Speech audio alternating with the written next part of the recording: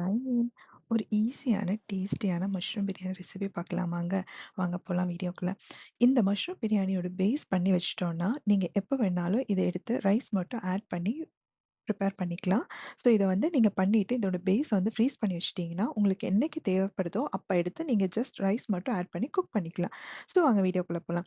So first ஒரு பேன்ல நெய் விட்டு அதில கொஞ்சமா எண்ணெய் ஆட் பண்ணிட்டு, ஹோல் கரம் மசாலாஸ் ஆட் பண்ணி, அப்புறமா ஆனியன் ஆட் பண்ணிட்டு நல்லா டோஸ்ட் பண்ணிக்கோங்க. இந்த சாட்டே பண்றதுல தான் இதோட மஷ்ரூம் பிரியாணியோட டேஸ்ட்டே இருக்கு. ஸோ இது வந்து நல்லா ப்ரவுன் கலர் ஆகுற வரைக்கும் சாட்டே பண்ணிக்கோங்க. அதுக்கப்புறமா நம்ம கட் பண்ணி வச்சிருக்கிறது உங்களுக்கு எந்த ஷேப்ல வேணுமோ, அந்த ஷேப்ல மஷ்ரூம் கட் பண்ணி நல்லா அந்த மஷ்ரூமையும் போட்டு சாட்டே பண்ணிக்கோங்க.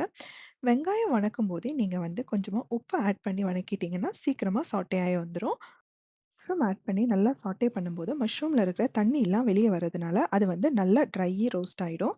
ஸோ, ஏன்னா நீங்க வந்து இந்த பேஸ் ஸ்டோர் பண்றீங்கன்னா, அதுல இருக்கிற தண்ணி ஃபுல்லா இதாயிடுச்சுனா தான், உங்களுக்கு அது வந்து ட்ரை ரோஸ்ட் பண்ணி ஃப்ரீஸ் பண்றதுக்கு ஹெல்ப்ஃபுல்லா இருக்கும். ஸோ, அதுக்கப்புறமா கொஞ்சமா இஞ்சி பூண்டு ஆட் பண்ணிக்கோங்க. இஞ்சி பூண்டு பேஸ்ட் ஆட் பண்ணிக்கலாம். இல்லன்னா நீங்க வந்து கிரஷ் பண்ணி அது கூட ஆட் பண்ணிக்கலாம். தென் டொமேட்டோ ஆட் பண்ணிட்டு, அதையுமே நல்லா சாட்டே பண்ணதுக்கப்புறமா, மின்ட்டும், கொரியாண்டரும் 2மே சேர்த்து ஈக்குவல் ப்ரொபோர்ஷனா நான் எடுத்திருக்கேன். நீங்க வந்து இத வந்து கிரைண்ட் பண்ணி கூட ஆட் பண்ணிக்கலாம். பட் நான் வந்து மின்ட்டும், கொரியாண்டரும் ஜஸ்ட் கட் பண்ணி அது கூடவே கிரீன் சில்லியும் ஆட் பண்ணியிருக்கேன்.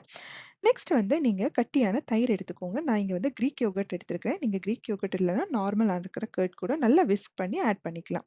அதுக்கப்புறமா மஞ்சப்பொடி, நம்ம பொடிலாம் ஆட் பண்றதுல ஃபர்ஸ்ட்டு மஞ்சப்பொடி, மிளகாய் பொடி, கொரியாண்டர் பவுடர், மல்லிப்பொடி மஞ்சள் பவுடரும், மல்லிப்பொடி 2 ஒண்ணு தான் சாரி. அதுக்கப்புறமா சில்லி பவுடர் ஆட் பண்ணிட்டு நல்லாவே மிக்ஸ் பண்ணிக்கோங்க. கரம் மசாலா வந்து நீங்க லாஸ்ட்டா ஆட் பண்ணிக்கலாம். ஏன்னா, இப்பவே ஆட் பண்ணா கரம் மசாலா வந்து கொஞ்சமா பிட்டர் டேஸ்ட் குடுக்கும். ஸோ, அதனால நான் இப்போதைக்கு கரம் மசாலா ஆட் பண்ணல. கொஞ்சமா சுடுதண்ணி ஆட் பண்ணி நல்லா ஆட் மிக்ஸ் பண்ணிக்கோங்க. ஏன்னா, சுடுதண்ணி ஆட் பண்ணா கொஞ்சமா அடி பிடிக்காம இருக்கும். நெக்ஸ்ட் நீங்க வந்து ரைஸ் ஆட் பண்ணிக்கலாம். ஸோ, நான் வந்து ரைஸ்க்கு 1 1/2 கப் வாட்டர்ங்கிற ரேஷியோ தான் எடுத்திருக்கேன்.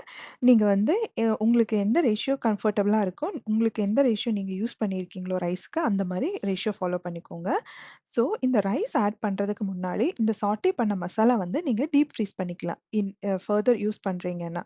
இல்லன்னா நீங்க டைரக்ட்டா ப்ராசஸ்க்குள்ள போயிடலாம். ஸோ, நான் 1 கப் ரைஸ்க்கு 1 1/2 கப் ஹாட் வாட்டர் ஆட் பண்ணியிருக்கேன். ஹாட் வாட்டர் ஆட் பண்ணிட்டு நல்லா மிக்ஸ் பண்ணிக்கோங்க. ஸோ, இந்த வாட்டர் ஆட் பண்ணி நல்லா மிக்ஸ் பண்ணி, இதுல உப்பு வேணுனா நீங்க பார்த்து அதுவும் ஆட் பண்ணிக்கலாம். இந்த ஸ்டேஜ்ல தான் நான் வந்து கரம் மசாலாவும், பிரியாணி மசாலாவும் 2மே ஆட் பண்ணியிருக்கேன். நீங்க வந்து ஹோம்மேட் மசாலாஸ் யூஸ் பண்றதுனா கூட யூஸ் பண்ணிக்கலாம். நான் வந்து ஷாப் பாட் மசாலா தான் யூஸ் பண்ணியிருக்கேன். அதுக்கப்புறமா மூடி போட்டு ஹை ஃப்ளேம்ல வச்சுட்டு, நீங்க வந்து ட்ரை அவுட் ஆகுற வரைக்குமே ஹை ஃப்ளேம்ல வச்சுக்கோங்க. அந்த தண்ணி ஒன்ஸ் ட்ரை அவுட் ஆயிடுச்சுன்னா, நீங்க வந்து ஸ்லோ ஃப்ளேம்ல வச்சுட்டு, அதாவது 1ல நான் வந்து இங்க 8 வரைக்கும் இருக்கு ஹை ஃப்ளேம். ஸோ 8ல வச்சுட்டு தண்ணி ட்ரை அவுட் ஆனதுக்கப்புறமா 1ல வச்சுட்டு, அலுமினியம் ஃபாயில் போட்டு கவர் பண்ணிக்கிறேன். லெமன் ஜூஸும் நான் ஆட் பண்ணிக்கிறேன். ஏன்னா, ரைஸ் வந்து உதிரி உதிரியா வரதுக்காக. அலுமினியம் ஃபாயில் போட்டு கவர் பண்ணி, லோ ஃப்ளேம் எவ்வளோக்கு முடியுமோ அவ்வளோ லோ ஃப்ளேம்ல வச்சுக்கோங்க. எம்மியான பிரியாணி